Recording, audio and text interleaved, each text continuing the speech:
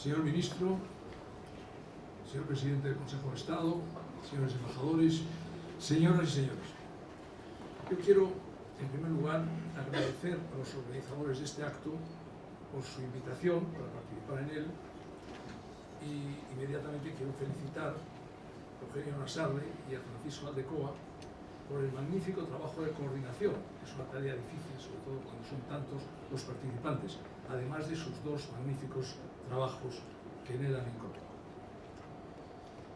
Además, en el libro he reencontrado los nombres de muchos amigos con los que he recorrido buena parte de mi itinerario europeo. A todos nos une el lazo del europeísmo que hemos practicado desde distintas riberas, pero con un mismo objetivo. En un principio yo pensé dedicar unas palabras en esta intervención a narrarles algo de mi experiencia europea, pero les confieso que después de haberlo iniciado, al leer atentamente el título del libro, he visto que hay un subtítulo que dice El camino de un proyecto histórico. Y he preferido escoger ese camino más que detenerme en cuestiones institucionales. Es decir, se trata de mirar Europa como destino y como vocación de España, a lo que ya hice alguna referencia en mi discurso en las academias al inaugurarse el curso este año. Y quiero aclarar que entiendo por destino todo aquello que nos concierne por necesidad, porque afecta al ser que fácticamente somos.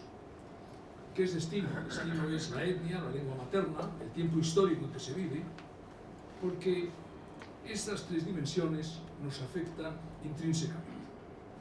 No se pueden elegir.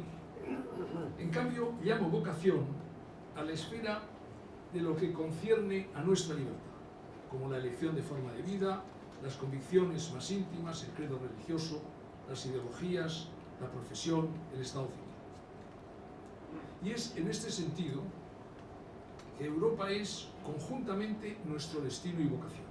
De un lado es destino por la pertenencia necesaria a ella desde el punto de vista geopolítico, lingüístico, cultural e histórico. Basta recordar la colonización romana, la que vemos nuestra unidad en la lengua, en el derecho, en el arte. El germanismo de la Alta Edad Media, que reforzó nuestra unidad política y religiosa, como el reino independiente en la España visigoda. Faltaba otra unidad más profunda, la unidad de la creencia. Solo por ella adquiere un pueblo vida propia y conciencia de su fuerza unánime. Esta unidad nos la dio el cristianismo. Y esta triple herencia es la que ha hecho Europa como una comunidad de creencias y valores de destino cultural e histórico al que pertenecemos. Y es a ella a la que se refería Ortega al afirmar que Europa como sociedad, esto es, como convivencia de personas bajo un determinado sistema de usos, derecho, opinión pública, poder político, existe con anterioridad a las naciones europeas. Es pues un estricto error, clamaba Ortega en 1949, pensar que Europa es una figura histórica que acaso en el futuro se logra realizar. No, Europa no es solo futuro, sino algo que está ahí desde un remoto pasado, más aún, que existe con anterioridad a las naciones hoy tan claramente perfiladas. Lo que sí será preciso es dar a esa realidad tan vetusta una nueva forma. Es en este punto donde gira todo el planteamiento. Europa, como destino al que se pertenece, se convierte en vocación de lo que hay que llevar a su madurez. Y en este nuevo sentido, Europa es y ha sido históricamente una vocación de España. Hemos contribuido positivamente a la forja de Europa desde la profundidad de nuestra historia. Basta con evocar algunos hechos decisivos, por ejemplo, lo que significó la vía unificadora y europea del Camino de Santiago desde la Edad Media, que también conocen muchos, pero muy especialmente nuestro ministro, que ha recorrido ese camino en muchas ocasiones y que participó además muy activamente en un momento crítico que fue cuando se declaró el Camino de Santiago primer itinerario cultural europeo. Y la vocación europea de España se muestra igualmente en la defensa durante siglos de la frontera sur de Europa frente al Islam. La larga dominación musulmana en la península dejó profundas huellas en la sensibilidad, la lengua, el arte, la ciencia y las costumbres de España. Habría sido muy distinto el destino de la población europea y de su evolución cultural si un país como España no hubiera actuado de baluarte de la civilización cristiana, a la par que el temprano renacimiento de la corte de Alfonso X el Sabio ensayaba una fórmula fecunda de convivencia cultural entre las tres religiones del libro. Fue a partir del cierre ideológico decretado por Felipe II cuando se inicia el distanciamiento de España con respecto a las corrientes centrales de la Europa moderna: la ciencia físico-matemática, la nueva política secular, la industria y la economía. Y a ello se añade el nuevo horizonte proyectivo que se vislumbra a raíz de la conquista y colonización americanas, que dio lugar a una realidad transeuropea al insertarse los valores y proyectos hispanos de cultura, de lengua, de concepción religiosa y dinámica social en un nuevo espacio colectivo que María se evoca con el nombre de las Españas. Pero ahora me refiero en particular a las dos Españas que marcan nuestra modernidad con su antagonismo. En el siglo XVIII va a estallar el conflicto entre la mentalidad castiza, enrocada en la cultura tradicional de fondo metafísico y teológico, y los focos innovadores de la mentalidad ilustrada, crítica y positivista. También Europa sufrió este combate interno entre religión y revolución, cultura teológica y cultura liberal democrática, pero en España se agravó el conflicto en la versión política de absolutismo y liberalismo que va a originar un siglo XIX de endémicas guerras civiles sin que logre consolidarse plenamente la revolución burguesa. Será ya en la restauración canovista, que supuso un periodo de templado liberalismo y reindustrialización del país, y más concretamente en el periodo entre siglos, 1890-1910, tras el derrumbe definitivo del Imperio Español y la crisis de la mentalidad castiza, cuando se produzca, al rebufo de la pérdida de las últimas colonias, una agudización de la conciencia española y con ello un renacimiento de la idea de Europa. Es la europeización entendida como reconstitución y refundación de España desde los regeneracionistas, la generación del 98 y la del 14. Europa se convierte en el gran proyecto nacionalizador. Es la utopía de la nueva España, que surge de la crítica radical de los errores de un país que se siente atenazado por el sentimiento de la decadencia del imperio y las derrotas militares del 98. Por eso la europeización ha sido el gran proyecto común de los españoles en el siglo XX y sigue siendo en el siglo XXI. Para no caer en un aluvión de citas fatigoso e inoportuno, y además la premura del tiempo, quiero recordar esquemáticamente las diversas posturas del litigio intelectual sobre Europa. De un lado, la regeneracionista, en cualquiera de sus corrientes, que vio en la Europa moderna la ciencia, la moral autónoma, el progreso, la democracia, el oriente de Santa Fe. La europeización se presenta como un proyecto de reforma intelectual, social y moral y de convivencia colectiva en los valores de la cultura democrática. Tempranos promotores de planteamiento fueron Costa y Francisco Giner de los Ríos en las esferas de la industria, el derecho y la educación. Unamuno, en los ensayos en torno al casticismo, en 1895, tras su análisis crítico de la mentalidad castiza, como responsable del marasmo y parálisis de España, recomienda vigorosamente una apertura cultural como medio para reganar la casta eterna frente a la casta histórica. Su lema es bien conocido: España está por descubrir y solo la descubrirán españoles europeizados. También se ha hecho famosa su versión regeneracionista. Dirá: no dentro, fuera nos hemos de encontrar, cerrando los ojos y acantonándonos en sí, si llega al impenetrable individuo átomo, uno por exclusión, mientras se enriquece la persona cuando se abre a todos y a todo. Pero para esta regeneración espiritual se necesitaba contar con las energías de la Europa moderna, no ya solo en la educación, sino en la literatura y la política, despertando al dormido pueblo español. ¿Está todo moribundo?, se pregunta. No, el porvenir de la sociedad española espera dentro de nuestra sociedad histórica, en la intrahistoria, en el pueblo desconocido, y no surgirá potente hasta que la despierten vientos y ventarrones de ambiente urbano.